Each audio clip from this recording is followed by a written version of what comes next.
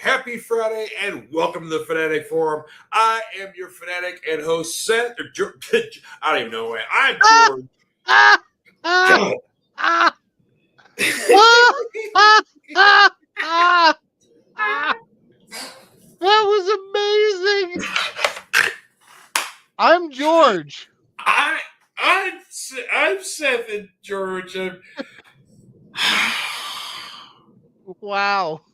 Wow. Off to a great start already, man. Yeah. I'm sorry. That was probably far less funny than we find it to be. But no, that was good. I hope you guys are having a good week out there. It's been a busy week for both of us, so it's been one of them weeks. But hope you guys are having a good one out there. And thank you all for joining us here. Of course, our main topic of discussion this evening, whenever we get around to it, will be what is your least favorite comic book covers? And we already got a lot of comments already about this one before the show even started about this particular topic. And of course, we have our own comics that we perhaps have problems with. I have 5 selections, and I think some of them are going to be controversial. Ooh. But of course, I've got a few comic book reviews as well. But one thing we have in common for a review is we are going to be discussing. We're going to be taking a ride, baby, on heavy metal. It's your one-way ticket to midnight. Heavy metal. Oh, hang on. Let me get it out of the box here. But I have your other cover here. Oh, sweet, yeah. Yeah, hang on. Yeah, spoiler alert, I loved this issue so much that I had George pick me up a second copy of it, and he got the Presetta cover for me. And so, yay. Yeah, that's a killer cover. I love, that's just like old school heavy metal vibes right here. Oh man, this is some Presetta goodness, baby. Yeah. Oh, yeah. Yeah, we're going to have fun talking about this particular thing because, as you can tell already, we're fans. Yes. Anywho, so let's see here. Anything we need to get out of the way before we get into our reviews, or should we start with obituaries? We usually do that. Yes, we definitely. There's one in particular, since we are also talk a lot about wrestling. We definitely got to talk about this one here since we haven't been on in a couple of weeks. The loss of the legendary Terry Bunk, aka Sabu, ECW original icon. I have a Sabu story. If you'll indulge me, please. Yeah. Yes. So we're going to what was affectionately referred to as WrestlePalooza. The southern or the mid south or the NWA Legends Fan Fest. It was 2018, a couple of years before COVID. Anyway, Steve and Eric and I, so 3 of the 4 horsemen, go to this thing. Sabu's there. He's got a table. I see it's him and Jeannie. This is before she passed. They're hanging out, and everybody. I mean, this whole weekend is a hoot. Just all kinds of crazy stuff goes on. So I go up to Sabu, and I pay $20. I get the autograph, and he's like, "If you want a picture, you got to come back in about 10 minutes. Jeannie's taking the shit." And I'm like, "Oh well, okay. Well, I mean, I don't need one with Jeannie, but and he's like, "Oh, okay, we can go ahead and do it now." And so it's like, okay, so I give this guy my phone, right? And I don't remember if he's like a fan or like part of Sabu's crew or whatever. I don't think he was. I think he was just a fan. Okay. But he's got my phone, and he does the thing where he does the super high speed shutter thing on accident. like how it's like you're if you're not familiar with it, I can totally understand how some people would do that. So it's like I ended up getting like 60 pictures of me and Sabu in like this weird time lapse where at first like I'm smiling and Sabu's doing the point, right? And then slowly it's like a flip book. We're looking down and I'm doing this and Sabu's going like that. And we both look like we're angry and confused with each other. And I'm trying to find this picture desperately, but I can't find it. But yeah, Steve and Eric remember it. They will tell you about it. But it was not only was the Jeannie taking a shit comment just perfect, But yeah, it was like, well, thank you, Mr. Sabu. I didn't need to know that, but I'm sure she also appreciates you telling me. But Yeah, just a random dude. Like, you yeah, could have said she's in the bathroom. She's in disposal. No, no, she's she's taking. taking. Yeah, She's taking it. Well, I mean, Sabu is a man of few words, and as Rob Van Dam has even said, of lesser vocabulary. So, yeah, yeah, and of course, it was a little bit almost kind of you know serendipitous that the new episode of Dark Side of the Ring this week is about the Sheik, and Sabu's all over that episode. yeah, It's it is kind of interesting, isn't it? yeah. I mean, just Yeah. the timing of it all, but that was the way the episodes were working. And it's the weird thing too is I usually buy like the seasons on YouTube. So basically, when they come out each week, then I'll have the new episode, right? Because I don't Right. have Vice on, I don't have cable, and I don't have Vice on there. And the weird thing is that the Billy Jack episode is not on there. I've seen it because somebody else posted it, and so I've seen it all. But YouTube, like, it skipped an episode. It went straight from the Eddie Gilbert one to the Sheik. I'm like, Huh. Where's the Billy Jack? That's odd. Yeah. Especially if you're paying. Yeah, especially paying for it. Huh. Yeah. So I don't know if it's going to pop up later or what, anything. Yeah. But the interesting thing is, speaking of Billy Jack, it was just announced today that, of course, he is still in custody, in prison for murder, for killing his wife, and he's claiming he's not guilty and all that stuff. He has been deemed unfit for trial.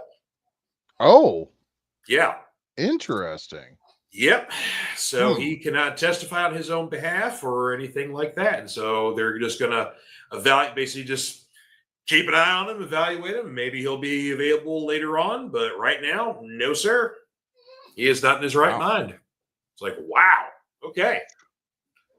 Did you sorry, kind of a side tertiary note too. Did you hear Joe Don Baker passed away?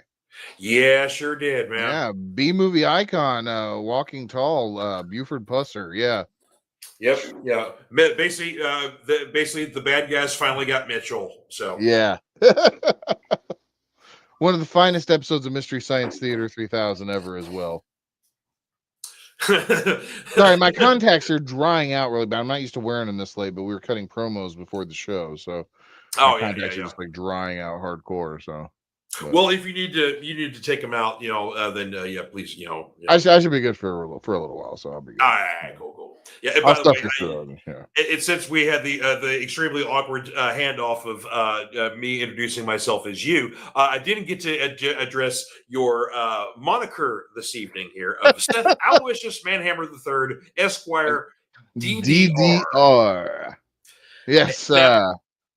Now, in my experience, I mean, I know what Esquire means, and you're but is that Dance Dance Revolution? I am a certified Dance Revolution doctor, so I get to put the add-on at the end of it. I am also working on my MUFON certification, so that I can add that. If you're unfamiliar with MUFON, it's the Mutual UFO Network, where we go around and listen to everyone's UFO stories and document them.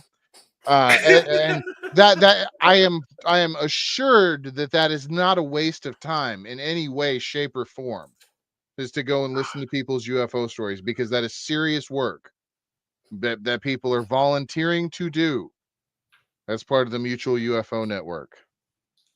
All right. I mean, there are some interesting ones here. So yeah. I mean, of course, was it Art Bell? Had a career on radio for decades. Oh yeah, talking about Coast to Coast, Art Bell. Man, okay, so this is one of our famous little tangents here too.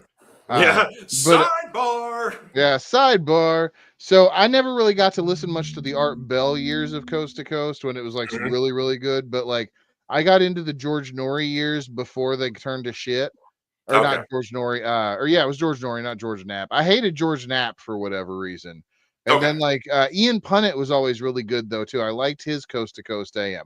This is how nerdy I am. I can tell you consecutive Coast to Coast AM radio show hosts because I stayed up and listened to this shit at 12 a.m. to 4 a.m. some mornings. I was one of the earliest subscribers to their weird monthly like download thing. So like as the show was airing, like every hour, like it would drop at the hour or the previous hour online, and you could download it. So like I would like every morning before I went to work, I would like download the episodes or that more previous day's episode and listen to it at work. And so that was pretty rad. But like there comes to a point where you only hear about Linda Moulton Howe. Do you know anything about UFO lore or any of these people? Like, or do you like? There's a few cases I'm familiar with, but but Linda Morton Howell, Or you said Linda Moulton Howe? Yeah, she's Moulton. Oh, yeah, I'm sorry. Yeah, okay. No. Okay, she's on Ancient Aliens a lot. Usually the only female, present in these things. The rest of it, the ufology is very much a sausage fest. I'm not trying to be sexist, but it is. It is. Oh, yeah, no, it is. It Yeah. is.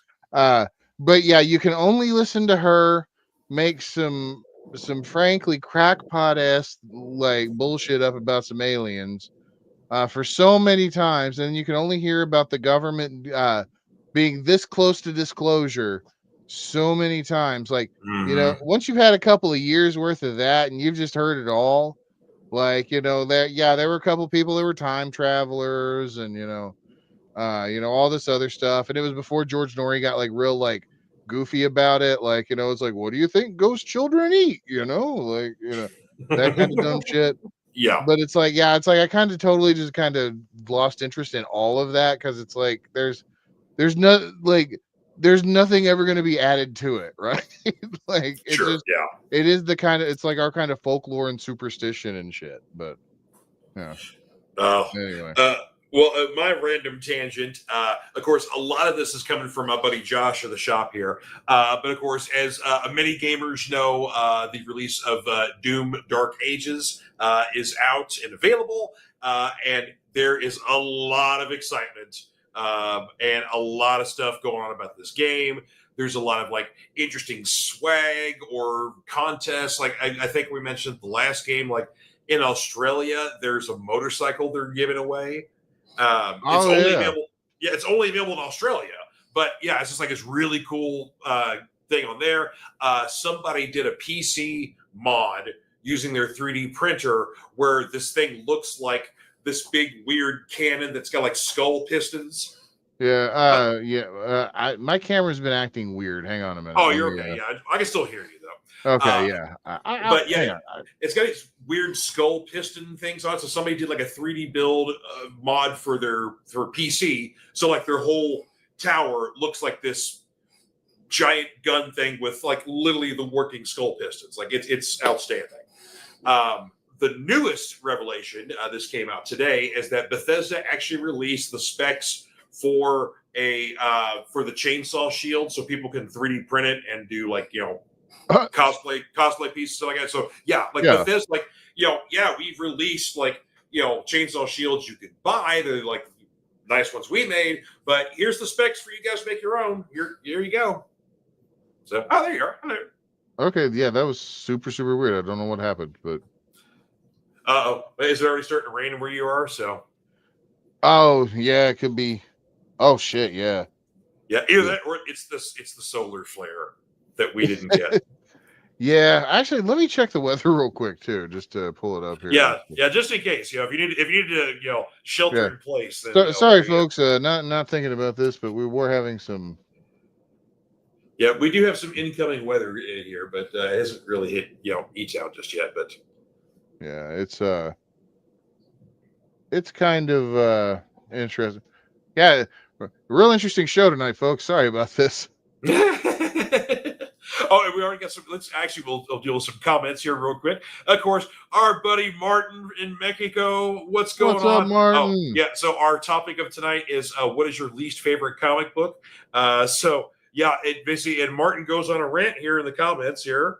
So if you guys want to check out the rant there, but he did enjoy his rant, but definitely we got to point out it is Martin's birthday. He is turning the big 5-0. So, and I'm almost there, sir. So like 6 months away, and I will be right there with you. So, but very happy birthday to you, sir. Feliz cumpleaños and all that. And so, yeah. Hope you have a good one. Yeah. You're right on time, Brad. We're only 15 Yes. minutes Hey, in, man. Bradley. We're just getting warmed up, brother. He says it's raining here in Ohio too. So yeah, we're gonna get a lot of weather here in a little bit. Oh, and Bradley saying happy birthday to you too, Martin. Good, awesome. Bradley said that Dark Ages is on Game Pass right now. So Yes, cool. yeah, it is. I was actually going to I think did I download it yet or not? I can't remember. I hear one of the girls. Who's that? That is Iris screaming, doing something. What are you doing, Iris? Good Lord. No. She is loud, tiny and loud. Okay. Another cool thing. Apparently, Bloomhouse is in production on a game. Is the watch or the warning the bad one for the tornado? I think it's warning. Watches. Hold on. Okay. Sorry, folks. Yeah, just yeah. Yeah, we're keeping tabs on the weather here. So, but anyway, while you're looking at that, but yeah, no, Bloomhouse is doing a game like basically it's a horror game, and so right now they're in the process of just beta testing it, and they are releasing like invitations to test it out, and work it out, and whatever else. And so Josh got an invite to do that, and so he got an invite for his basically I think he got like himself and then. Like 5 friends he can invite as well. So he's like, I don't know if it's like, supposed to be like a player versus player sort of thing like that or what. So. Okay. Watch is yellow, warning is red, by the way. Yeah. Okay. Yeah. So you're going to watch or warning right now? I'm going to watch. So. Okay. Yeah. So it's basically you have the ingredients to make a cake. And then the warning says cake is ready, GTFO. Right, yeah. And I have I have a live stream up of the local news station, so if my connection is all kind of wonky, like I apologize in advance. Oh, you're good. Yeah. You're good. But, well, let's get to some comic books here before we start talking about heavy metal here. Yeah. Yes. All right. So I've only got technically 4 to talk about here. No DC this week here, though. So that means that there is no Batman book. Okay. Well, I almost kind of wanted to talk about Absolute Batman number 8 because the new Mr. Freeze is really cool.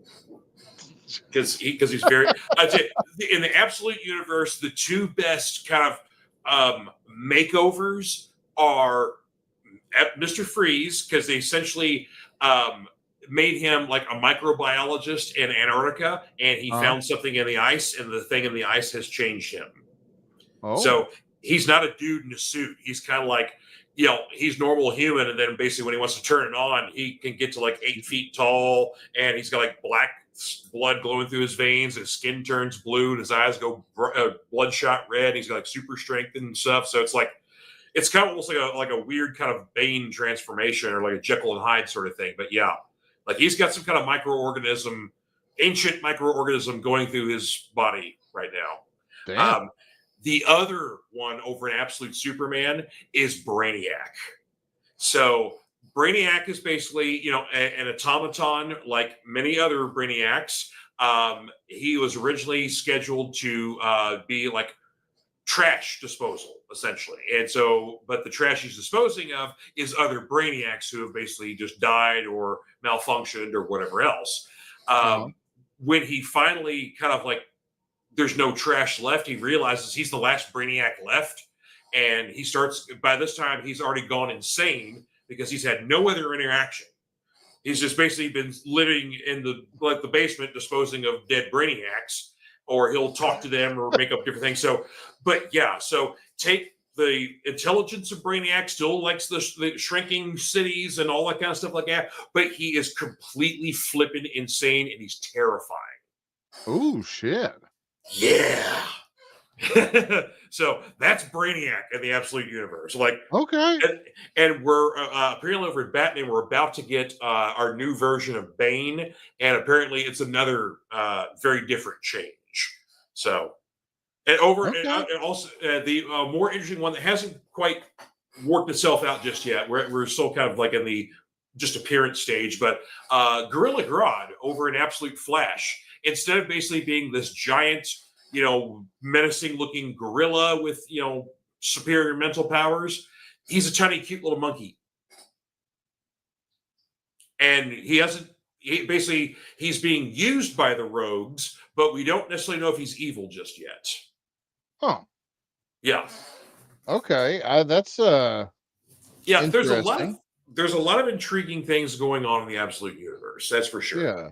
But we're not going to talk about any of those comics this week. Yeah, there's no DC, but we're gonna yeah, here we go. Yeah, but one Marvel comic we are going to talk about, and this is a lot of fun. I really like this one here: Godzilla versus the X-Men.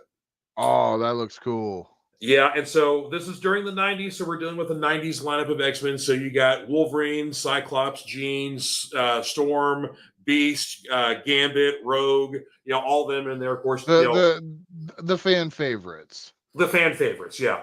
But of course, the presentation of how, okay, well, we got a bunch of superpowered mutants, but like, how the hell are we going to fight this thing?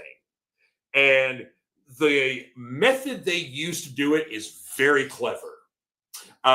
You don't get a lot of other cameos like you have in some of the other books.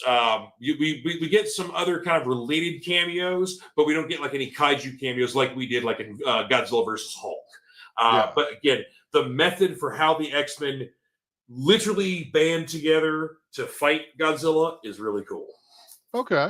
So yeah, I was a fan of that one. Our next one is versus the Avengers, and this is in the like the late 2000s era of the Avengers. So we're still in the Bendis era of the book, but I'm not sure if Sentry is included in this team.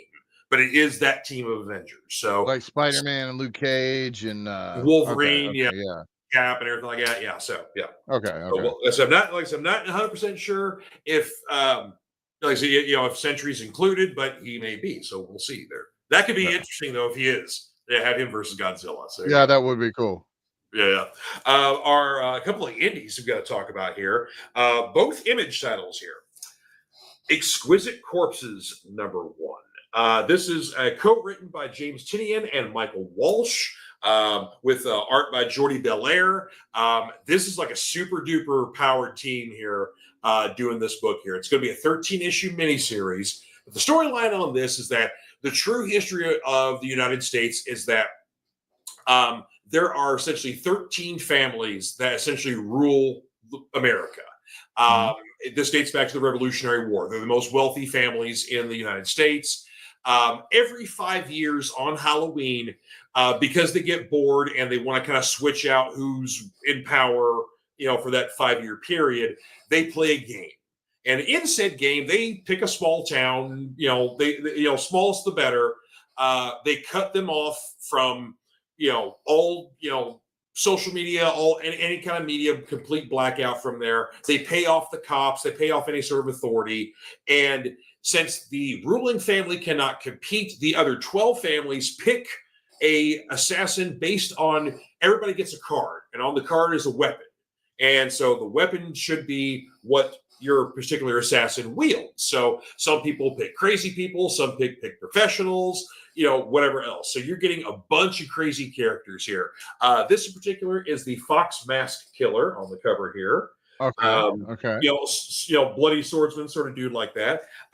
There's like a circus strongman carrying a giant mallet.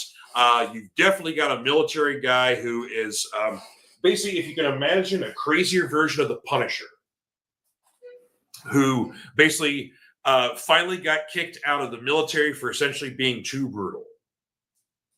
Okay, because that's a tall order. Yeah. yeah.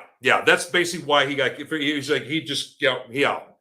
Well, technically, though, the Punisher did shoot one of his own COs one time, though.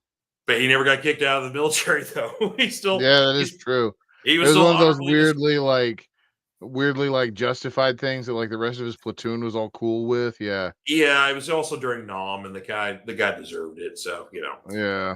Just saying. Anywho, but yeah. So there's also a guy who dresses up in a like a rabbit mascot, like a sports mascot called like Rascal Randy. I think that's what his name is. He likes to choke people. So you strangle people to death. So I mean, everybody's got a gimmick. All the guys got a gimmick, and literally, you've got till the end of the night to rack up as many kills as you possibly can. That can include townspeople. That can include other assassins. Doesn't matter. just whoever's got the most kills wins the game, and then that family wins, and they're in control for the next 5 years.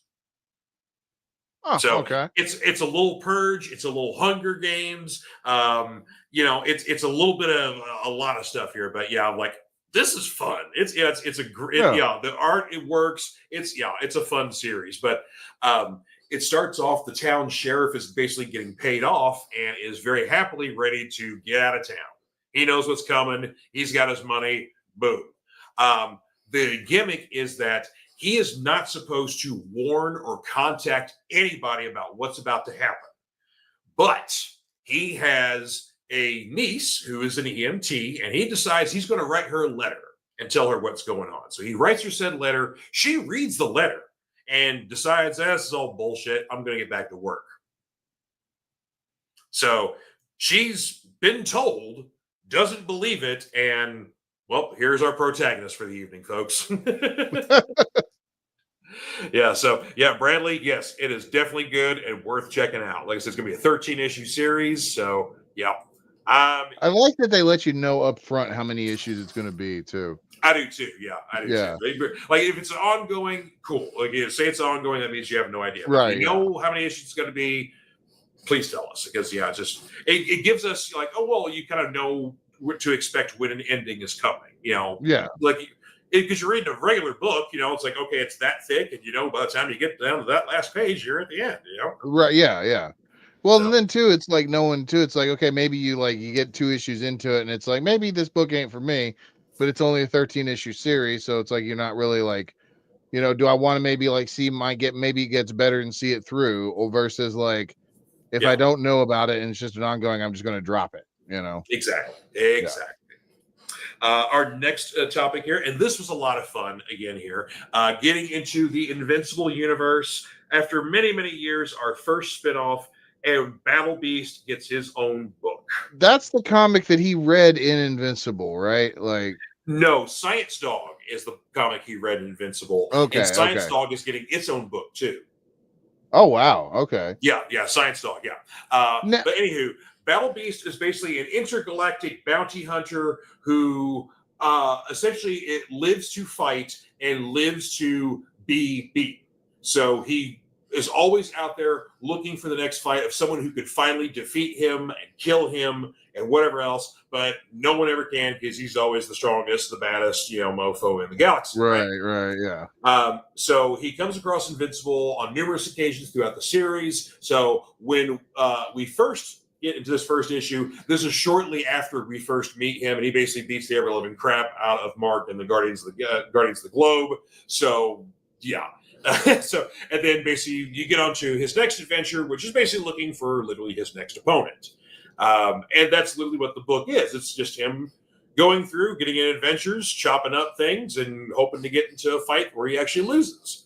And so, but, it's Kirkman, it's Ryan Ottley, so it's the Invincible team you know and love. It's all the blood and gore that you enjoyed from Invincible as well. The humor is definitely there because there's a growing cast of side characters that Battle Beast is dealing with here that is a lot of fun and worth checking out. Now, explain this. Isn't there something with like some kind of blind bag deal with it or something? Explain that if you don't mind. An excellent segue to that because I was going to bring that up. So thank you. Yeah. How serendipitous again. So of course there's a few variant covers and incentive covers and blanks and all that kind of good stuff. And issue number 2. Yes, yeah. There's a cool die cut and everything like that. So, but there's also these blind bags, and so inside the blind bags, every cover that's in there is a foil cover, right? But there's a new kind of foil that Image is using where it looks shiny and embossed, but it's not as fragile and prone to fingerprints. So it's like I said, it's a nice foil, but it's kind of like the new generation of foils. They've been using them for G.I. Joe, and so Battle Beast also gets involved. But what you could possibly get in Battle Beast, the blind bags, there's various variants on there. Some of the incentives, I heard somebody got a 1 in 100 out of there. There's even blank covers that are available. But yeah, the kicker is there's also a couple of reprints too. I mean, I forgot about the reprints. They reprint issue 19 of Oh Invincible, yeah. which is Battle Beast's first appearance. They also reprint Marvel Team Up. Was it number 7? The Kirkman run that was in the 2000s, where he basically had Invincible and Spider-Man team up. Yeah. Yeah, he reprints that one too. So, but the other thing you could possibly get is a copy of Battle Beast number 2. And wouldn't you know who won the pony? Oh, you got it. Oh, cool. And see, look, it's all shiny and everything like that. Like it. Yeah.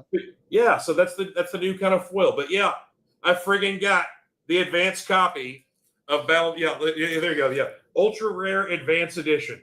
That's cool as hell. Yeah, so I basically Tuesday night when we do the new comic shows on Whatnot are wild as hell. I mean, they're like piranha. People just go. Oh, yeah. So, but anyway, so I had a bunch. We had like 25 of those blind bags and sold every damn one of them. But a couple people wanted me to open up theirs, and of course I'm like, yeah, maybe I'll get one. And so somebody's like, one of my other customers, like, I'm buying you one. So he tips me, and that basically, gets me to buy one. And so I open it up, and then boom, It's I had the number 2. Oh, sweet, that is cool. So I've read the first 2 issues. So I'm like, this is still fun. I'm in. Yeah. But yeah, like I said, and then so I opened up a couple others for them so they could see what they're going to get before they get mailed off to them. And one guy got the first appearance reprint. Somebody got the Marvel Team Up reprint. So yeah, it's pretty. It's just a lot of fun. But yeah, it's like a red plastic poly bag with Battle Beast face and the logo on the cover. And yeah, you just crack it open. You don't know what you get until you pull it out. That is cool. I like that. Martin says, he's, you had your phone call from your daughter there from Germany. 50 is the new 20. Well, yeah. I was going to say, I've definitely kind of got to the, I'm almost 50 myself. I'm like literally 6 months away. And yeah, it's almost kind of like, apparently you get this magical ability, like to give less Fs in the world. You kind of or you hone your priorities down a bit more. And I'm already starting to feel that at 49. So yeah, I'm looking forward to it. So. All right. So did you have any other reviews before we get to heavy metal? I had a couple. I wanted to talk about a couple. Oh, please. So the first one is that you had given me this or gotten picked up the first 2 issues of this for me. Ooh. The new Solomon Kane series from Titan. Now, have you read this or are you picking this one up? I read the first issue. Okay. Yeah. So yeah, it kind of go over kind of like mad to you too. Like the art was great, but the story just wasn't molasses. Yeah. And yeah, it's just it doesn't seem like it's there. Yeah. Yeah. The second issue don't do much better. And I'm hoping that the next 2 pick up because it's a 4-issue series. But I'm hoping the next 2 pick up because the art is fantastic. Oh yeah, Was it Pat Zurcher's doing the art? Or? Yeah, he's the guy that did the insert into. I'm trying to find. There we go. Yeah, he's the guy that did the Savage Sword. Oh yeah, Solomon Kane. Yeah, series 2. And so I mean the art is gorgeous, but here's a. But yeah, the story itself is going about as slow as can possibly be. Yeah, I mean, even in the first issue, it's you always kind of establish what's the plot? What's and they don't do it. It's he's just walking around doing Solomon Kane things. Right? Is that all this is going to be? It's just kind of a week in the life of. Yeah, and it's okay, I'm kind of waiting for it to go because I'm almost even expecting it to tie into the next big Conan event. Yeah, the Scourge of the Serpent. Yeah. Yeah, and it's okay, well, this might be the lull point in the REH universe for me. But you can't win them all, and it's not terrible either, and it may pick up in the last 2 issues. So. So yeah, as far as I know, I think the Scourge of the Serpent stuff is going to start in Savage Sword in 2 issues. I think 1 or 2 issues, something like that. So we're getting close to it, but I think it's supposed to be starting for the fall. stuff. So All yeah, right. it's not. Yeah, it's not going to be a summer event for Conan. They're going to do it in the fall. So, All right. but anyway, Yeah. but again, I'm yeah, here for all of it anyway. I love the Conan, so. yeah, I know. And the did you read the Free Comic Book Day thing? No, not yet. I have not read that yet. Dude, I'm gonna be honest. Like, I've been just destroying this issue of Heavy Metal, Oh, I and know. Well, yeah, let's address the fact that look how this thing thick this. is, yeah, it's massive. It's a small phone book. Yeah, and it's got a cover price of $14.99. Let's just go Yeah, ahead and talk about it because, like, let's I talk. mean, yeah, Let's yeah, talk. Let's talk yeah, about it. First off, this initially started as a Kickstarter because a couple of years ago, Wizards of the Coast had the license for heavy metal, and they were going to start producing a new heavy metal, and then it just fizzled away, and no one's really found a clear reason why.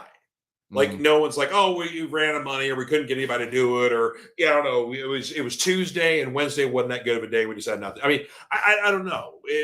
Like I said, no clear reason's been given, and so then fast forward to a couple of years later, you get basically a group of people who decide they're going to start one themselves, and so Whatnot is publishing it through their massive imprint. Oh, I But didn't yeah, know that. Yeah, yes, yeah. Whatnot's responsible for publishing this, even though it's still under the heavy metal moniker and whatever else. right, Uh, right. but yeah, this is an absolute love letter to the classic magazine, and is such a way forward.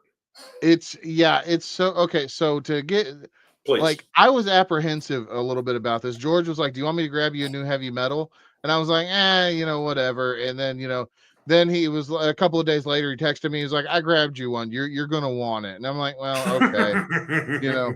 And then so it's like I Googled it, right? And then I saw what I was looking at, and I was like, and let me rewind a little bit and explain why I was apprehensive, Mm, because Heavy Metal in okay, so the heavy metal movie comes out in the 70s. The magazine is running around, is like going pretty strong at that point.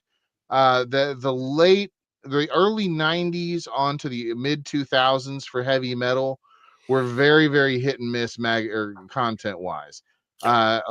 But yeah, the one thing we're gonna get into with this new issue is the OG heavy metal had articles, had like prose fiction, Mm, like prose stories in there in addition to the pinups and everything. It wasn't just like 7 pages of story.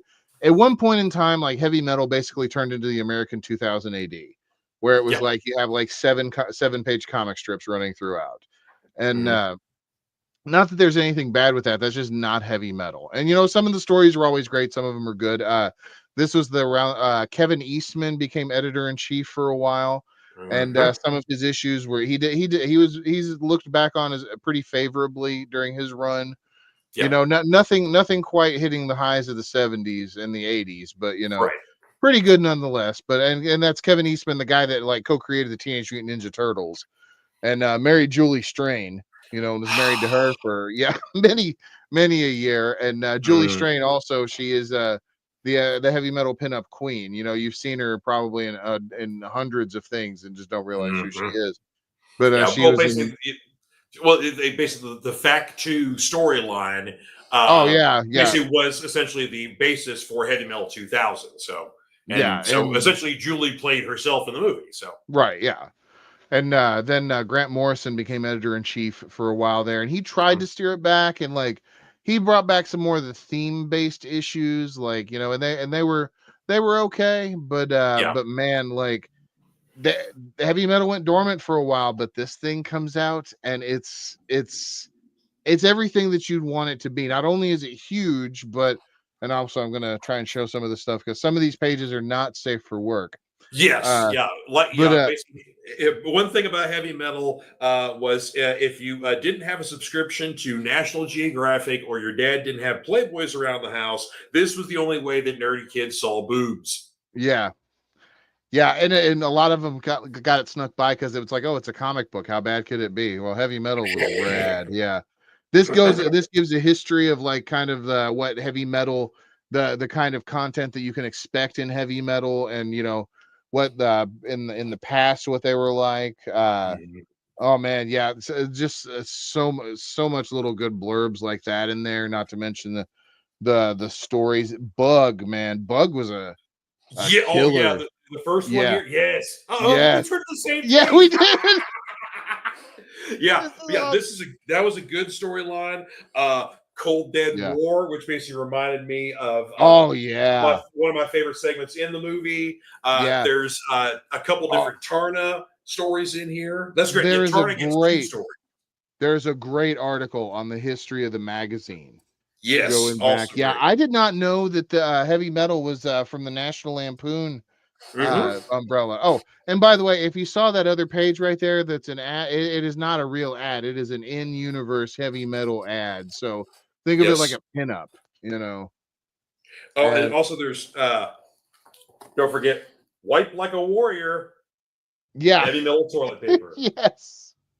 Oh man, where's the profile on uh the artist profile Oh yeah, on on Greg Greg Hildebrand? Yeah. Hildebrand. Yeah, Greg Yes, Hildebrand, yeah, the cover artist of this issue, and seminal artist. I did not know that he did the Mob Rules cover. yes, he did. I did not know that. But this And is so that like, but yeah, this is like, and all of this in like, oh, can't show that page. no, Uh, yeah. oh, can't show that one either. But okay, there we go, like that. Yeah. So even throwbacks, to hmm old school heavy metal. Yeah. Oh, and It's what about Jonathan Wayshak's Kobach towards the end of the book? oh Oh, yeah, basically, what looks yeah. like Bernie. It looks like Bernie Rice and stuff there. So, You just like, got such a variety of art, a variety of stories. Some of these hmm stories don't conclude in this issue. Oh man, yeah. Yeah, I loved this one. It's just like drawn in that old school newsprint style. oh Like, yeah, yeah. hmm And some yeah, of them are 2 pages, some of them are 20. It's like this is very much a you get your money's worth magazine out of it. This is something beautiful. The other thing is cool. It's a running theme throughout the book is the alien disclosure segments. Oh yeah, Basi- those pinups where the ideas that artists or different artists conceptualize their idea of aliens. Yeah, Yeah, and of course it's like we got a running story that goes through the pinups there. So but yeah, that runs throughout the book. It's like it is, like I said, it is such a love letter to the classic magazine. It is a way forward to the talent that is yeah. available out there today around the world. So I mean, yeah, it is. It's It's worth every penny. I don't know if every issue is going to be $15, but I don't care. I'm there. I'm so in there now. Even if okay, that issue is this issue is 260 something pages, Yeah, right? Even half this size is still going to be a value. yeah, I think I'm yeah. on So board with the new heavy metal. Let's friggin' do it, man. yeah, I couldn't be happier with it. I really couldn't here. So Bradley's also very happy about heavy metal. Oh, you got the Presenta cover. Yeah, Yes, yeah. I got one of those for Seth too. So Yep, yeah, I got an extra. I had to get 2 of them. Yeah. yeah. Tula Lote does a Tarna cover that's really cool too. So Oh man, yeah, they had a hell of a lot of good covers. I know they kind of upset people with the Kickstarter though, because comic shops got the magazine before backers did. But yeah, it's like yeah, it's I like can't help that. Like, you're gonna get the book. It's easier to send 50 books to one place than it is to send 50 books to 50 places. You know? right? Yeah, you do the bulk orders first. It's like, Yeah, yeah, yeah. that's just shipping and logistics. Yeah. So don't worry, guys. It's worth it. And Oh, yeah, yeah. I'm Oh man, I'm so happy he's here. And yeah, Martin asked a really good question. Where is V? yeah, V, yeah. V's probably waking up to it. We'll hear from him soon. Yeah, he'll get here. So, Yeah. and then Bradley says, "What do y'all think about Heavy Metal 2000 AD crossover?" Oh, I Heavy Metal in 2008. Ah, well, because I mean, both are almost kind of like serve the same purpose, really. Because basically, in France, the yeah. original Heavy Metal was Metal Hurlant, which basically means like metal howling or howling metal, yeah. Yeah, howling metal. Yes. Yeah. My French is terrible. So, I learned that from the magazine. and then 2000 AD was basically the British version of heavy metal, which was an anthology comic book, sci-fi, fantasy, all over the place, sort of thing like that. Yeah. So that would be cool, though. To Judge Dredd, Strontium Dog. Yeah. The thing is, though, it's like there's not really a way that they could cross over because they don't really have like continuity wise. Like Judge Dredd's like Judge Dredd and Captain Stern, or Tarna and Slain. Oh, you mean like, okay, yeah, taking some of the heavy metal stories and doing that. Yeah, Okay, yeah. Okay. In that regard, that's making more sense. Yeah, that's making sense. Okay, yeah. Yeah, now we're on board. Yes. Yeah. Basically, Judge Dredd chasing down Captain Stern for a litany of crimes. Tarna and Slain probably meeting and fighting first and realizing they're on the same side. They got to team up against something else. Yeah. Yep. I'm there, Brad. So just write it up there. We'll do it, buddy. We're in. Yeah, absolutely. All right. Oh, and also we got to congratulate Brad because he has got an upcoming high school graduation. Oh, congrats. So yeah, congratulations to you, buddy. So yeah, we're proud of you, man. Yes, good deal. We've been there, done that. It's been a really long time, and we don't want to say how long, but it's been. Oh gosh, yeah, it's been. I pluralize decades now. Yes. Yeah. It's decades. Yeah. Oh, the 90s. Anyway, speaking of 90s, we're going to throw some shade at some comic covers because only 46 minutes into the program here, we're getting to the topic du jour. Yeah, which is, what is your least favorite comic book cover? And of course, as I said in the comments, check out Martin Goes on a Rant for a comic strip called Paul Swims Upstream. That you could look at that if you want to, because but Martin got angry about I don't know, is it about a fish, or I don't know what anyway. Yeah, I'm not sure, but yeah. I'm unfamiliar with the comic here, so. Oh, there again, Martin says also everything that honors heavy metal has my vote. Yes, sir. Yes, sir. But we got a lot of comments already on many of the social medias, and so I'm going to first share a screen with our Facebook page for Friends of the Fanatic Forum here, and now, of course, why? Oh, yeah, dox yourself. You know. There we go. Okay. All right. First off, our buddy Bill Doris wanted to bring up here the Lois Lane Supergirl's take two Superman's girlfriend Lois Lane issue here, where you got featuring the ugly Superman. Yeah. I'm not sure why he finds this cover horrible, but no reason was given. Well, a lot of these weird old timey like Superman here like covers too are always like the basis of what's that website, superdickery.com. Oh yeah. Where it's like how just like Superman's doing these awful things, like like borderline stuff, like tipping people out of wheelchairs or something, and it's like if you read the story, it's really because he was mind controlled by Lex Luthor or something. But like, whatever else. The whole thing was just to horrify you into buying the issue to see why that bizarre scenario was there. But Bill's got a couple other there. The Spectacular Spider-Man #8. That's a Humberto Ramos cover. His style is very recognizable. I can see why, because basically, you got Humberto Ramos and there's another artist who's very similar in style, Christos Gage, I think. Yeah. I am not a Christos Gage fan, but I like Humberto Ramos when he does Spider-Man. I don't think his style works with a lot of other characters, but I like him when he does Spider-Man. Yeah, this just like it does nothing for me. I can totally see why. Yeah, this is just not. It's a strange anatomy, that's for sure. But it's a very strange anatomy, bizarre proportions. This one that Bill brings up here, ROM #75, which is the last issue of the series. I don't understand what's wrong with this one. Other than it being ROM Space Knight. What's wrong with ROM? I don't know. It's just it was one of those comics that was in like you would run into like it before anybody realized it would never be printed again. Mm-hmm. Like you could find it in entire runs in dollar bins, multiple times over.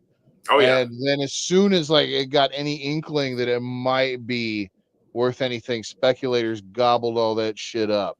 And Mm-hmm. a lot of dorks hardcover bind it too. Oh yeah. Yeah. I Well, and actually now, hardcover bound books once, or hardcover comics before, but yeah, and now actually Marvel somehow made nice with Hasbro over ROM and the Micronauts, so they're able to reprint omnibuses of the Marvel stuff. They can't do anything new, but they can reprint the old stuff. okay. So basically, they've been reprinting the old stuff. So. Yeah. And then Bill's final cover he brings up here, DC Comics presents Batman 100-page spectacular bad one shot. And Batman's looking a little gruff and He's beaten looking up. a little haggard, and yeah, the mask is torn there, and yeah, it's You know, a lot of pock marks on the face and the chin there. I mean, it's very Frank Miller inspired. right. Yeah, he's definitely got that more like carved out of like concrete Batman kind of feeling. Yeah. Yeah. So I don't really see too many problems with that one. So, No. Jeff Beinecke, another of our friends, has one, and actually, I need to bring his page up here. So I'm going to remove this one and actually stop that screen. Hang on. Yeah, bring this one up here. Jimmy Olsen's pal, or Superman's pal, Jimmy Olsen, number 139, guest starring Don Rickles. Oh man, this was also this was back at the time of celebrity cameo comics, and this looks like the application of the both the best and worst methods of including them, which is slightly photorealistic. Mm-hmm. Pasted on every single time they appear in the panel. Yeah, it looks like they stole that picture from Frank and Musso's, in West Hollywood, and then used it for this cover here. Then basically they got the evil Don. Yeah, I can. Did you say evil Don Rickles, and then you were just about to be like, well, I mean, technically that's still just Don Rickles. That's still just Don Rickles. Yeah. Good stuff there. So so those were some of the comments there. Oh, also, Bill had one more too. I forgot about his other one there. Okay. Let's not forget Darkhawk number 7. Yeah, that one was rough. That's a very unfortunate cover here. Yeah, not only also because it is Darkhawk. Yes. Yeah, not a lot of not a huge fan. There is a fan base for Darkhawk. I don't want to crap too much on Darkhawk fans. You are a small minority, but yeah, you're a small minority, and Shadowhawk does what Darkhawk does, but better, and Shadowhawk still sucks. And yeah. That's it. They did make not Darkhawk, but the Avians, that's the race where Darkhawk comes from. They made them cool in some of the what was it, guys? One of the Abnett Landing things is one of the Annihilation storylines. But basically, the Avians were cool then, but they work better as a villain than they do as a hero. So just saying. All right, so you got some covers you want to share first? Yeah, well, I got one queued up already. I figure we might alternate, maybe. That sounds we good. We might have this in common. This one in common. Oh, but, we definitely have this one in common, sir. Thor number 400. Widely considered one of the worst comic book covers of all time. Yeah, misproportioned Thor. Like, look at Thor's glutes and look at his leg and thigh muscles and shit. Like, I mean, they're just they're tumor filled. Not to mention, his anatomy is what in the hell. And also that costume is painted on him, basically. Yeah, the weird body paint top is and it's very bizarre because it's obvious that the artist could do better. Right. But, because that's very Hildebrandt looking kind of painted art there, but it's just the screaming faces and then body paint Thor. The body paint Thor, and then it's just and it's not a good cover, and it is not. people largely consider it objectively bad. Yeah, the proportions are all screwed up, and it's just Yeah, I'm right there with you on that one. So, we already, man, we got a litany of comments here. Let's see. Let me get back to the render on here. Oh, and Martin's congratulating Bradley on his graduation. So, yes, sir, congratulations. Cool. And it's about a 6-year-old boy being gay. They gave this to my son. Oh, okay. So your kid's name is Paul. And okay. Well, I can see where that could be a little bit, upsetting there. Okay. Yeah, fair. Okay. Fair enough. See, Bradley said the Superman comics of the 60s probably could be considered the first shitpost. Yeah. Yeah. There's a lot of yeah, probably. Yeah. There's a lot of things, so. Let's see here. Oh, yeah. Bradley said Old Man Batman. I even kind of like some of the Old Man Batman, but yeah. I do too, yeah. So there's also a fan base for dead bugs that can't be a criteria. Side note, I was able to sell someone on Bug Wars by telling them about the butterfly prostitutes. So, yeah. Butterfly prostitutes is where I got them. Yeah. Yeah. Oh, by the way, we get a new Bug Wars this week. So. Oh, yes. Yeah. You get 2 books. There's Conan too. Yeah, Conan and Bug Wars. So yeah. Ooh, okay. Yeah. Yeah. All right. So since we're starting with some Marvel stuff, I got 2 Wolverine covers I'm going to crap on here. Okay. This was a mini series called Wolverine Revolver. Yeah. Oh, yeah. That one. I've seen that one brought up quite often. Oh man. Yeah. Pastoris was the artist on this one here. He's got a specific style of painting and how he does things, but people are like, okay, first off, is Wolverine being played by Gary Busey? Yeah, it looks like insane. Dr. Anton Arcane ran experiments on Gary Busey and turned him into that version of Wolverine. He wants to talk about buttered sausage. The claws on this one were always what got me, Yes. And, yeah. And because basically one's going one way, one's going another. It's like those come out of his hand and they hurt when they come out of his hand. So wouldn't they hurt more if they started spreading apart? Yeah. And widening the wound? Yeah. Yeah. And especially like how long they are. Like they would go like almost past his elbow in some cases if these angles are correct. Yeah. Mm-hmm. Comic book anatomy is very interesting sometimes, and I'm going to get deeper into that too. Because the anatomy isn't too bad on this. Also, even though his biceps are humongous. Yeah. But yeah, the anatomy isn't too bad, but it's the face and the claws. It's so distracting. See, what bothers me with stuff like this, though, and this is actually going to show up in another cover too, is like, now look at Wolverine's right arm here, like right under the homie's chin. Like there's no real like definition for an elbow. You could make a solid argument that is just one solid arm with no joint, as opposed to the other arm, which looks like it could possibly belong to Gumby. Yes, this is the stuff that drives me nuts. Like with comic art, if you look at it, like if you look at it too long sometimes, and yeah. And also I've got some comments on the shall we say the Crown Prince of terrible comic book anatomy. We're gonna be yeah, Martin, going back to the Thor cover, said Thor lost in Plumber. Plumber said, "What have you gringos done to our god?" Yeah, I was gonna say, redneck Wolverine. Yeah, I like moonshine and burgers, bub. All right, I got another Wolverine cover. This was a Wolverine Punisher miniseries called "Damaging Evidence," a 3-issue miniseries.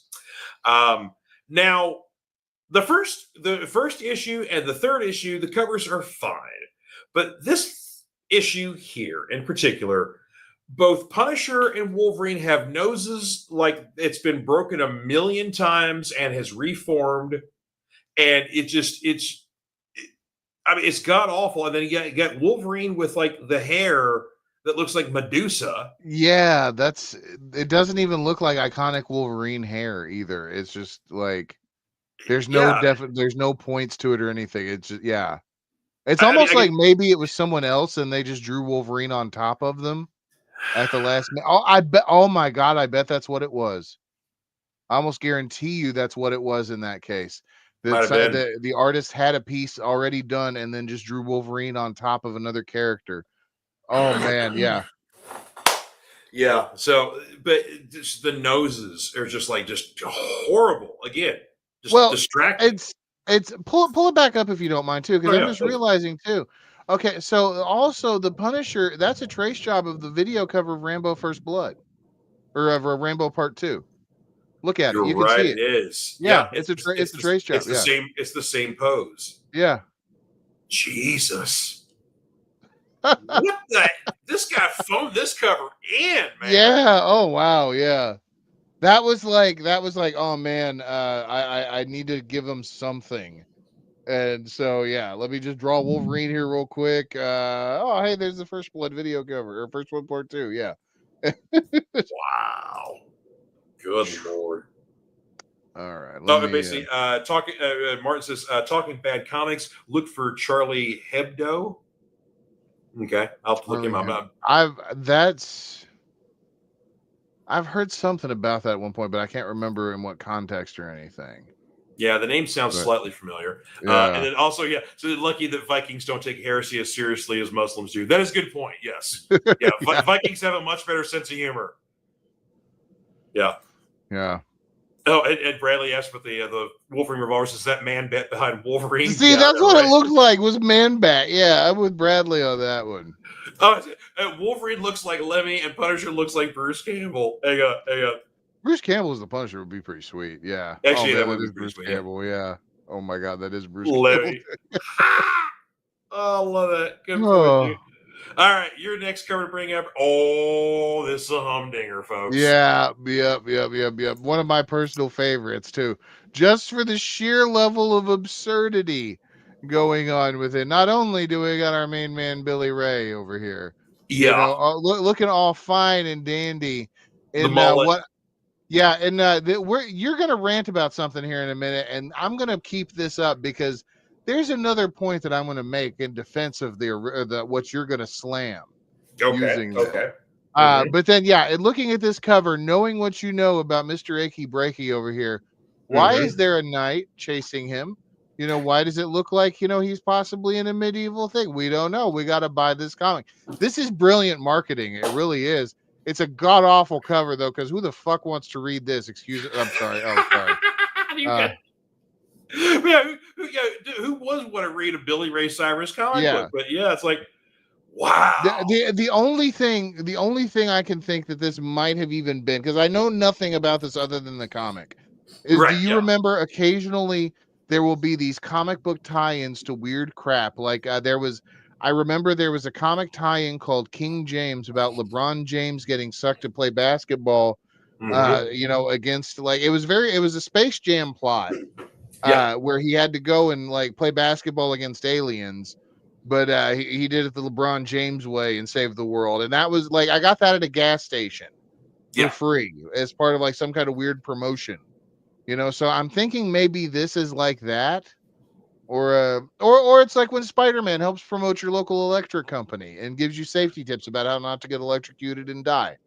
Yeah, well, I mean, I had an AIM toothpaste Spider-Man comic. Actually, I got a better copy about 9 months ago. Yeah, so Yeah, there was the AIM toothpaste comic. Of course, you had comics from Radio Shack as well. right. Of course, they did try to do some music comics. Marvel did because, of course, oh God, what was her name? Not Shadowcat or Nightcat. Nightcat. Oh yeah, they were trying to make her like the real-time Marvel, Yeah.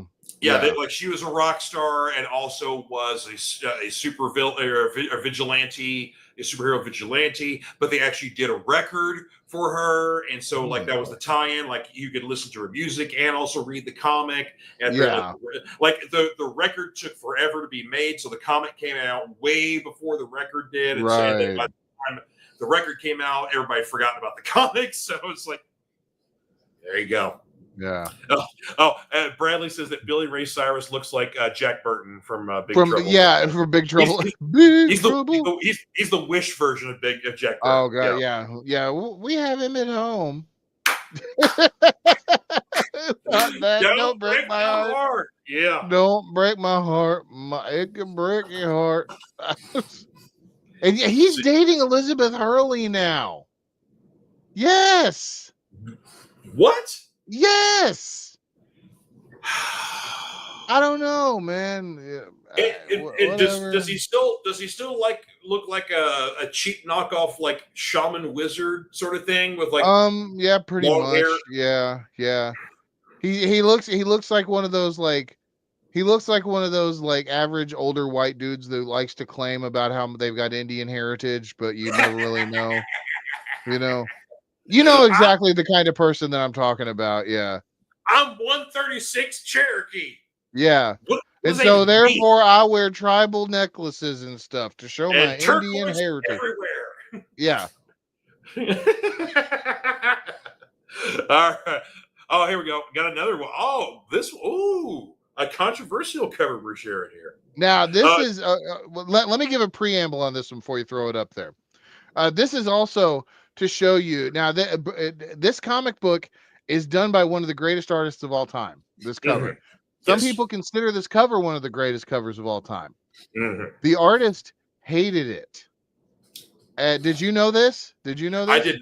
I did not. Okay, now and ever since I found out why, I cannot unsee why, and therefore it has ruined it for me. So go ahead and throw that one up there. Yeah, absolutely. Yes. The Superman new adventure, 233. Yeah, the new event, Neil Adams cover of this, and he was asked about it one time, and people talk about, it's like, well, what was it like drawing one of the most iconic covers of all time? Now I have this on my wall in my room right here. This is like I have this cover on my wall. Now the thing about it though, Neil Adams is like, I hate it. I wish like people would never look at it. I wish that it would be pulled. And the guy's like, why? And so they pulled it up, and it's like, look at Superman's leg here. He had to stretch it to get over look how abnormally long it is. And now you can't unsee it. Mm-hmm. Yeah. And this drove Neil Adams bonkers. And that's like that. Yeah. That's just like an abject life lesson to me. Like, just think about that. Like, you're considered one of the greatest artists of all time, drawing one of the greatest pictures of Superman ever, like to come off of a pencil. And, you just like, you see the one flaw in it. And that's the only thing that sticks with you. Wow. That's crazy. That covers so many times too, man. Yeah. Right. Yeah. But of course now every time you see it, you're going to look right at it. And so I'm sorry, not sorry. Bart's got a couple comments here. Says, by the way, he missed us last week, so good to have his favorite Friday. We missed you too. Man. Yes, thank you. Oh, and since Liz Hurley kind of faded away, if I see her today, always The Mummy 2 comes to mind, or Return of the Walking Dead. Well, was she? Well, I mean, she does look a little stretched. I don't know. Like she's had some facial work done. So I mean, still, Elizabeth Hurley wants to go out to dinner. I'm taking her. I'm just. That's saying. a good point. That's a good point. Yeah. So, but it's like she's not. She's trying to fight her aging, and by doing so, she's having some work done. So yeah, so I think I think it's just her face or something like that. But I saw a picture of her, and it's like, hang on, you hang on. Yeah. Bradley said Superman had to get his leg amputated and Plastic Man donated. Oh man, if I would have been Neil Adams, that's totally what I would have been. It's like, that's how he's breaking out of those kryptonite chains. It's not really Superman, it's Plastic Man. Duh. Yeah. Oh, well, and Seth goes bye-bye. Uh-oh. I wonder if he lost power. I hope not. So, one cover I've definitely got to talk about here, basically going into DC stuff here. I got to bring up Brian Boland's cover of Wonder Woman number 88. Now, Wonder Woman in this cover looks great, but look at Superman. The nose, the chin, the expression. Of course, this is the time period where he had the super mullet, so okay, that's still in continuity. But that is a ridiculous Superman. Like, he looks like, he's late going to the country club. It's like he's going to meet Buffy for some squash later. Something along those lines. Oh, yep. I just got a text from Seth. His power went out. So there you go. I will respond to him.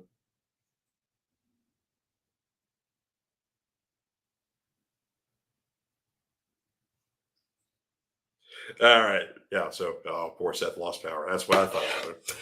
But yeah, just the facial features are just so messed up on him. Yeah. It's just a horrible, horrible cover here. But great. I know.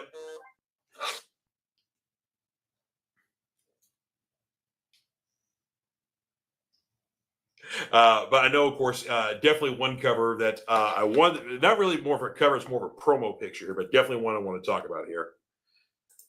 You can see Clark's package. Yeah, there is a super bulge in there too. It's also kind of uncomfortable.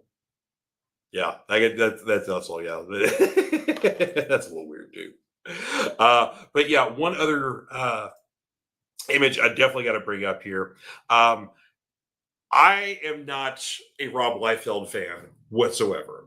Uh, definitely, definitely, his whole Heroes Reborn run for Captain America is kind of basically it's a definite breeding ground for a lot of commentary, a lot of ridicule, and whatever else. And this is not actually a cover per se. This was a promo picture, but everybody's seen this before of Captain America with the bubble chest. This is just horrible, horrible anatomy.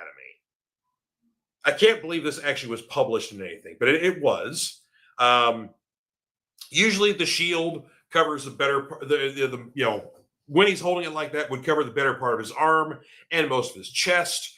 And in this case, the shield is smaller than his chest, so it's not going to be very effective when it comes to stopping bullets or anything along those lines. So yeah, it's just god awful.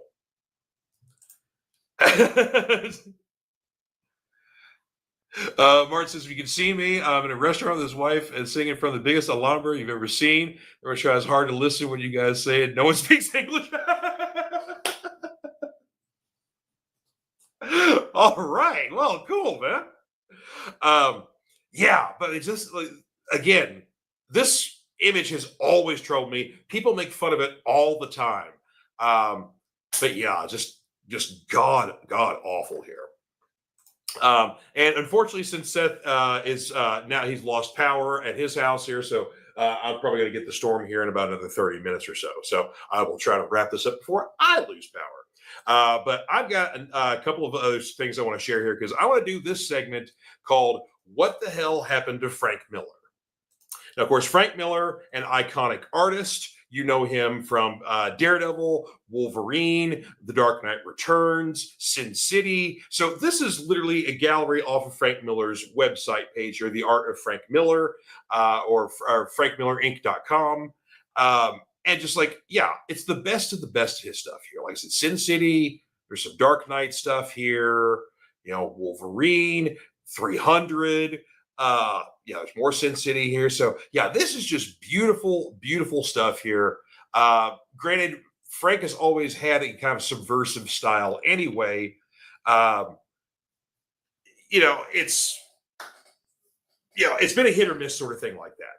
But again, I will also preface this conversation by saying that arthritis is a bitch, and arthritis robs very talented artists of their craft. And you almost have to ask yourself, why are they still working? It's like Frank's also a writer, so he can still be writing stories, doesn't necessarily have to draw anymore, do covers, but Frank is still drawing covers.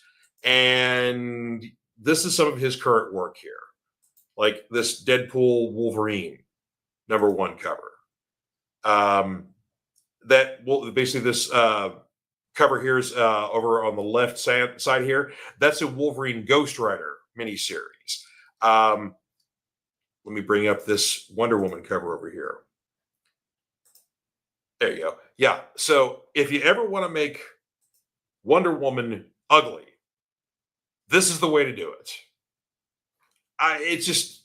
It's staggering to me that like this is such a renowned artist, and yeah, basically arthritis has done this to his talent, but unfortunately he's also kind of ruining his own uh legacy, I think, by doing that. But so yeah, so it's sad to see. And of course, I work in a comic shop, so there frequently I see new Frank Miller covers come in, and they're just not good. So I feel bad for the guy. So, oh, got more comments from Martin here. Also, me speaking English makes a fake American in the eyes of the guests. American for a day, dude. I tell you what, I love a lot of other cultures, and I can't imagine what other cultures are currently thinking of the United States right now, because there's a dumpster fire going on, and people who want to come visit are getting detained, and there's a lot of things going on. So that's why I'm sticking close to the comic book and the geek news, and not the real world stuff, because the real world stuff is not fun. So so you get your dumb American over here, folks, here, but I won't throw you in jail. So there you go. Bradley saying, what they make the super soldier out of? That, like I said, that Rob Liefeld Captain America cover just bugs me all the time. And then Bradley reminds me that remember Frank Miller made that bad Batman comic, All Star Batman and Robin. Yeah. Wonder Woman was the misogynist. Batman, yeah. Oh yeah. So that was really, really, really bad. Yeah. Really horrible writing on Frank's part there. Yeah. So I do remember that comic well, and it was bad. But like I said, again, I remember Sin City. I remember Ronin. I remember Martha Washington, stuff like that. So I remember the good times. Oh, yes, I know. I need to open a Discord. Yes. So here, I will put.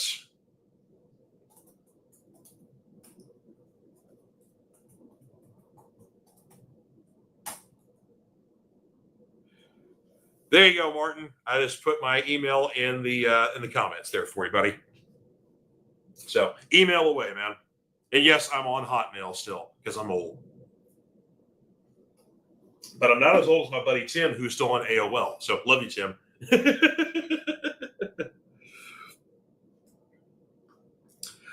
Yes. The only thing worse than being a fake American is now the waiter will expect a sky-high tip. Well, I've worked in the service industry a lot myself, so I'm usually a pretty good tipper because I'm I like the little solidarity with my friends in the service industry. So there you go. But yeah. Anywho, so unfortunately, since Seth has oh yes, that's right. Yeah, I forgot. Yeah. Good old stereotypes, Germans never tip. Bit to shun to you, yes. Oh man, but yeah. So as I said, unfortunately, since Seth is out, so we won't be able to hear what the rest of his covers were, or whatever his topic was going to be about, because he knew I was going to talk about the Rob Liefeld Captain America stuff, and he was bringing up the Billy Ray Cyrus for comparison because it's a similar pose too. I know he's talking about that. So yeah, so I will be interested to see next week what he's got to discuss about that. So, but anywho, but trying to think if there's anything else I wanted to talk about here. Well, of course, one thing I'll definitely get to finally look forward to seeing come to fruition. Several episodes ago, we had my buddy AJ and Zane on from Prodigy Comics. Prodigy Comics has finally seen a release of their first issue. They had to wait for basically paper stuff to be available and whatever else. So there's a delay in printing, but finally Prodigy Comics #1 is going to be out. I'm going to be getting my copies on Sunday, so I'm looking forward to checking that out. I'm going to have some available at Clobberin Comics shop as well, so basically I'll have those for sale. But the cool thing is that since they reached their mark and exceeded that, they're actually able to do a second printing of #1. So they're currently doing basically if anybody wanted to order a second print from them, they could do that. So yeah, it's basically, I'm really proud of those guys. So this is, of course, Project Comics #1 is going to be an anthology book. Currently traditionally kind of referred to as a launch book because they're basically showing what the whole imprint will offer for different titles, different characters, things like that. So yeah, so I'm really happy about that. Of course, a couple of my buddies on Whatnot, they're my customers.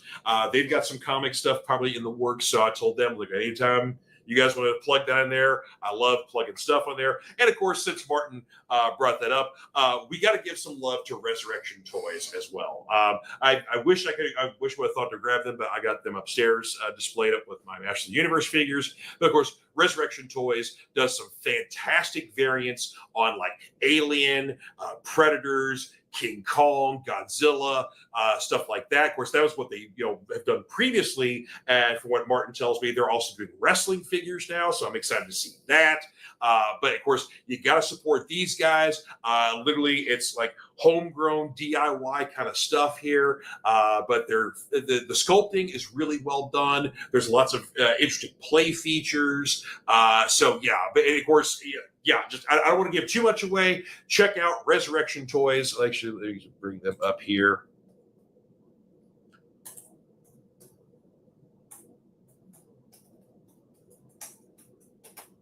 It would probably help if I spelled resurrection right, wouldn't it? There we go. Yeah, yes. Check out Resurrection Toys online.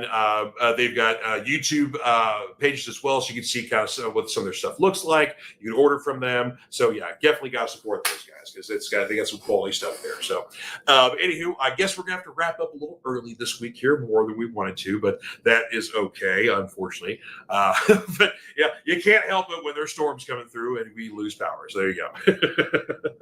That literally happened to me this morning when I get to the comic shop and there's no power for like the first hour. So yeah, I had to sit in the dark for like, almost an hour until our power came on. So yeah, so I had to sit in the dark this morning. Seth gonna sit in the dark at night. That's all right. Anywho, so you guys have yourselves a wonderful week. If you haven't gone out in theaters and seen Sinners yet, I highly recommend doing so.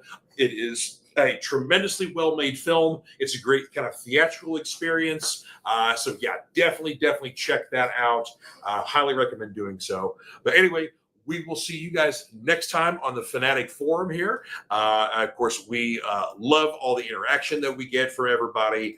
And yeah, we love it. The audience is spread and you guys are interacting.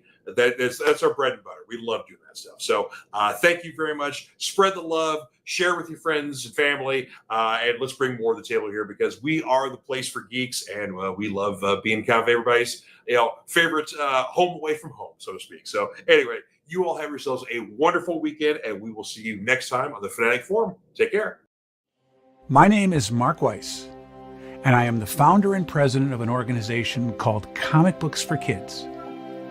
6 years ago this month, we embarked on a journey of passion and heart. Our goal was to make a difference for children in hospitals and cancer centers. Little could we have ever imagined the response we have now. Starting with just hopes and dreams, we had no money for our mission. We had no product to give to the hospitals, and we had only called a couple hospitals and asked them, if we were to provide you with comic books, would you be interested? And they said yes. So we embarked on a 1-year journey to make a difference for these kids.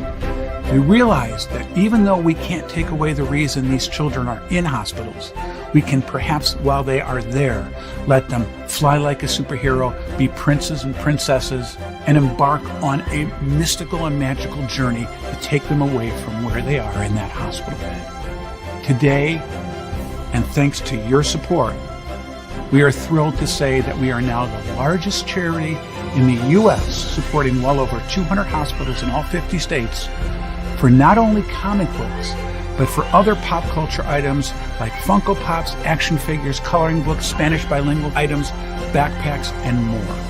When we received materials that were inappropriate for the young ones, we started a sister charity called Comic Book for Truth. And overnight, we became the largest charity in the U.S.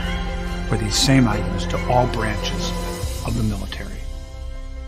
We want to thank our friends for providing us their support and for allowing us the means to make so many happy with their gracious give to us.